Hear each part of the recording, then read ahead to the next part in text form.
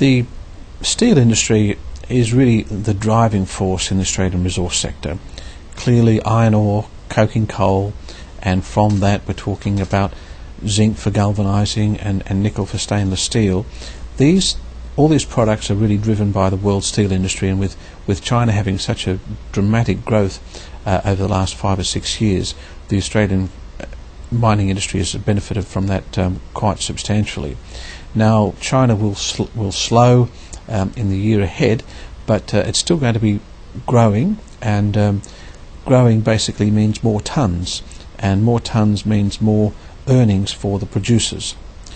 Now the basis of all that Asian growth based on China, and do keep in mind that we've got to include India there, and we also need to include the Middle East, and for that matter we also need to go and think about the 590 million people in South America. So the emerging countries, including China, are the real drivers for the resources boom for Australia. That steel industry has just been growing and requiring those raw materials. The biggest beneficiary of the steel boom has of course been BHP, and with it Rio, and this week we've seen BHP decide to walk away from its takeover bid on Rio. Now that really makes a lot of sense for BHP not to go ahead with that. It was always our view that it was a good thing for BHP. It would make it a much bigger and stronger company. But it's quite clear that the way markets are operating at the moment, and Rio's position by taking on Alcan and a whole lot of debt associated with that, has left Rio a far less attractive company than it was 6 months ago.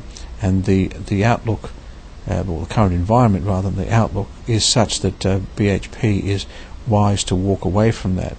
But when we look at BHP now without Rio, it's probably going to be re-rated in the market.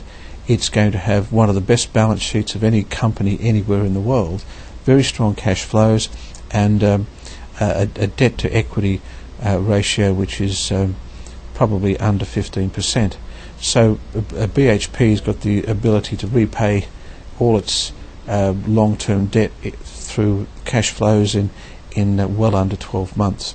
Now that means BHP will be on the acquisition trail, and it will be looking at first-class assets worldwide.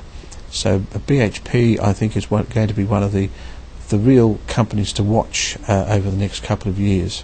The other thing about BHP to keep in mind is that it is one of the world's most important uranium producers.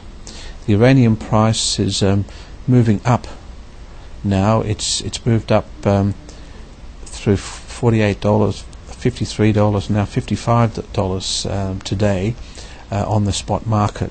And when we look at the long-term supply and demand position for uranium, it's very robust in favour of producers in terms of future prices. The failure of Cameco to get its Cigar Lake project up and running has left the market in a very tight position. So I expect to see higher uranium prices going forward, and BHP with the Olympic Dam expansion is going to be extremely well positioned for that.